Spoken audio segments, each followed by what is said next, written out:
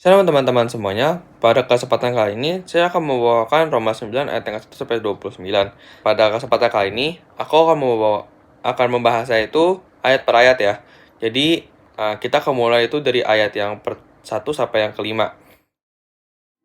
Aku mengatakan kebenaran dalam Kristus. Aku tidak berdusta.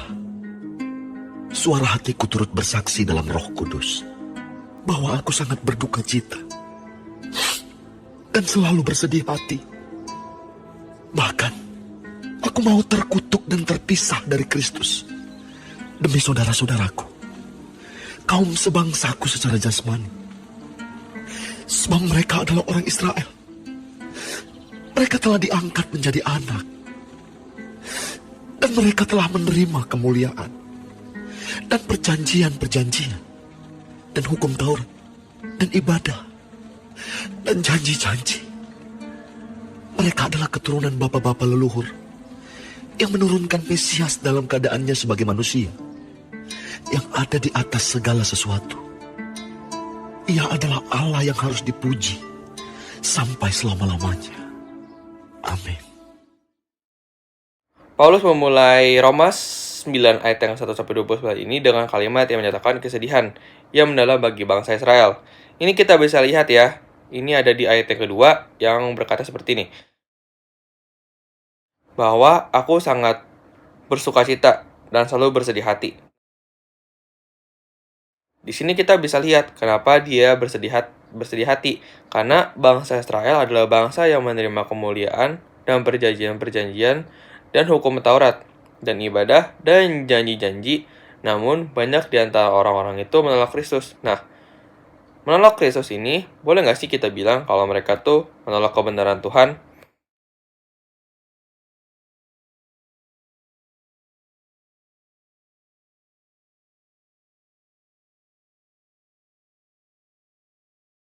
Yang dimana aku diingetin Tuhan ayat ini. Yohanes 14 ayat yang ke-16. Kata Yesus kepadanya, "Akulah jalan kebenaran dan hidup, dan tidak ada seorang pun yang datang kepada Bapa kalau tidak melalui aku." Kita bisa lihat lagi di ayat yang ke-27 sampai ke-29. Dan Yesaya berseru tentang Israel, sekalipun jumlah anak Israel seperti pasir di laut, namun hanya sisanya yang akan diselamatkan.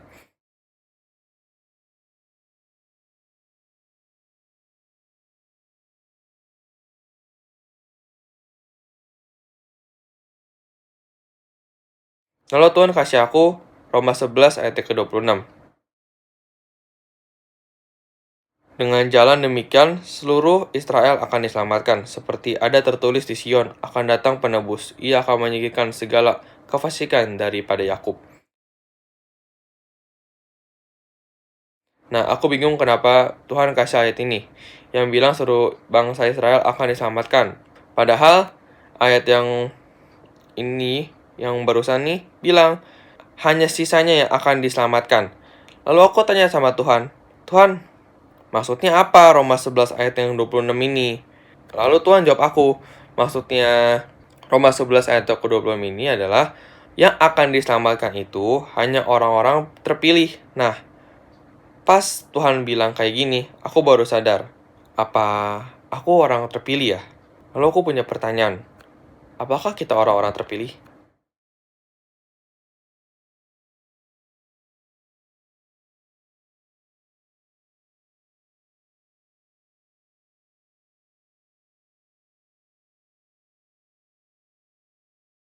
Lalu, di ayat yang selanjutnya, ayat ke-6 sampai ke-13.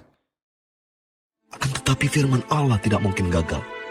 Sebab tidak semua orang yang berasal dari Israel adalah orang Israel. Dan juga tidak semua yang terhitung keturunan Abraham adalah anak Abraham. Tetapi yang berasal dari Ishak yang akan disebut keturunanmu. Artinya, bukan anak-anak menurut daging adalah anak-anak Allah, tetapi anak-anak perjanjian yang disebut keturunan yang benar. Sebab firman ini mengandung janji. Pada waktu seperti inilah aku akan datang, dan Sarah akan mempunyai seorang anak laki-laki. Tetapi bukan hanya itu saja. Lebih terang lagi ialah Ribka yang mengandung dari satu orang, yaitu dari Ishak, bapa leluhur kita. Sebab waktu anak-anak itu belum dilahirkan dan belum melakukan yang baik atau yang jahat, supaya rencana Allah tentang pemilihannya diteguhkan, bukan berdasarkan perbuatan, tetapi berdasarkan panggilannya. Dikatakan kepada Ribka, anak yang tua akan menjadi hamba anak yang muda. Seperti ada tertulis, aku mengasihi Yakub, tetapi membenci Esau. Nah, ayat yang ke-6 sampai ke-13 ini membicarakan tentang orang-orang pilihan Tuhan. Siapa aja sih orang pilihan Tuhan? Nah, orang pilihan Tuhan itu mulai dari keturunan Abraham, yang hanya Ishak yang dipilih, bukan Ismail. Lalu, Ribka melahirkan Yakub dan Esau. Dan Allah memilih Yakub bahkan sebelum Ribka melahirkan Yakub dan Esau. Ini ada di kitab Kejadian 25 ayat yang ke-23. Nah, ketika Yakub dan Esau masih ada di rahmi ibunya, Ribka, Tuhan memberikan nubuat, dua bangsa dalam kandunganmu. Suku yang satunya akan lebih kuat daripada yang lain, dan anak yang tua akan menjadi hamba kepada yang muda. Ini juga menunjukkan bahwa Allah murni didasarkan pada rencananya, bukan karena perbuatan atau usaha manusia.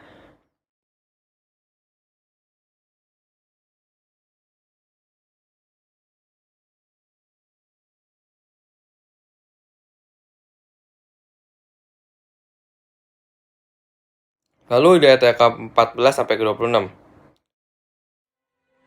Jika demikian, apakah yang hendak kita katakan? Apakah Allah tidak adil? Mustahil. Sebab ia berfirman kepada Musa, aku akan menaruh belas kasihan kepada siapa aku mau menaruh belas kasihan. Dan aku akan bermurah hati kepada siapa aku mau bermurah hati. Jadi hal itu tidak tergantung pada kehendak orang atau usaha orang, tetapi kepada kemurahan hati Allah. Sebab kitab suci berkata kepada Firaun, itulah sebabnya aku membangkitkan engkau, yaitu supaya aku memperlihatkan kuasaku di dalam engkau, dan supaya namaku dimasyhurkan di seluruh bumi. Jadi, ia menaruh belas kasihan kepada siapa yang dikehendakinya, dan ia menegarkan hati siapa yang dikehendakinya. Sekarang, kamu akan berkata kepadaku, jika demikian, apalagi yang masih disalahkannya? Sebab siapa yang menentang kehendaknya?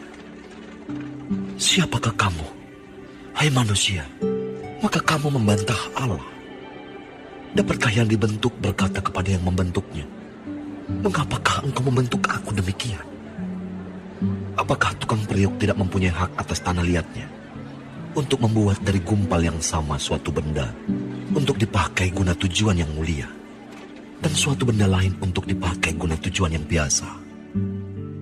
Jadi, kalau untuk menunjukkan murkanya dan menyatakan kuasanya, Allah menaruh kesabaran yang besar terhadap benda-benda kemurkaannya yang telah disiapkan untuk kebinasaan, justru untuk menyatakan kekayaan kemuliaannya atas benda-benda belas kasihannya yang telah dipersiapkannya untuk kemuliaan, yaitu kita yang telah dipanggilnya, bukan hanya dari antara orang Yahudi, tetapi juga dari antara bangsa-bangsa lain.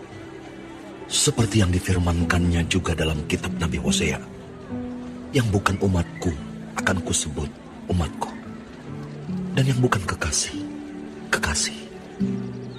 Dan di tempat di mana akan dikatakan kepada mereka, kamu ini bukanlah umatku, di sana akan dikatakan kepada mereka, anak-anak Allah yang hidup. Nah, ketika aku baca ayat ini, jujur buat aku ini ayatnya ngeri ya. Karena di ayat 15 sama 16 dia bilang kayak gini.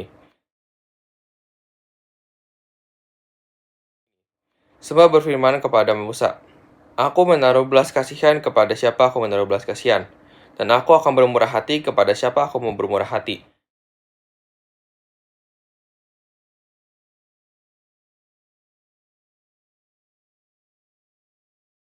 Jadi, hal itu tidak tergantung pada kehendak orang atau seorang, tetapi kepada kemurahan hati Allah.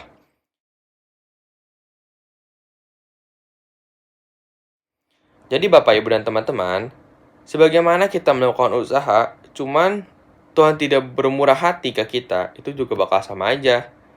Ya hasilnya cuma gitu-gitu doang. Lalu timbullah pertanyaan seperti ini, bagaimana agar Tuhan bisa bermurah hati ke kita? Aku barokah, aku doa sama Tuhan, aku tanya ke Tuhan gitu. Terus Tuhan kasih aku di Mazmur 86. 86 ini panjang ya Bapak Ibu. Ini satu pasal, mungkin boleh dibaca ya di rumahnya masing-masing. Karena dengan kemurahan Tuhan saja kita baru bisa menyenangkan hati Tuhan. Karena kehendak manusia itu cuma menyenangkan kedagingan kita. Sebagai penutupnya, Tuhan kasih kita di Mazmur 119 ayat yang ke-10 sampai ke-18. Dengan segenap hatiku, aku mencari Engkau. Janganlah biarkan aku menyimpang dari perintah-perintah-Mu. Dalam hatiku akan menyimpan janji supaya aku jangan berdosa terhadap Engkau. Terpujilah Engkau ya Tuhan, ajarkanlah ketetapan-ketetapan-Mu kepadaku.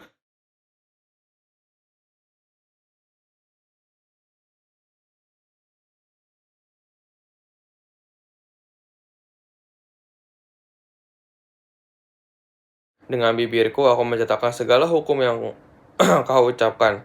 Atas petunjuk peringatan-peringatanmu aku bergembira seperti atas segala harta. Aku hendak merenungkan titah-titahmu dan mengamati jalan-jalanmu.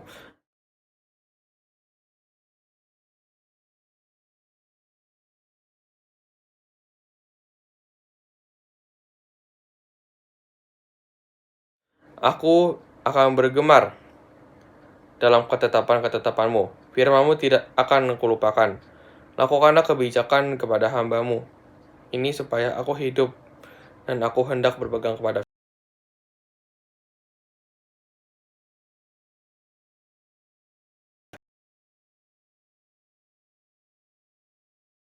Singkaplah matamu supaya aku memandang kebajikan-kebajikan dari Taurat-Mu.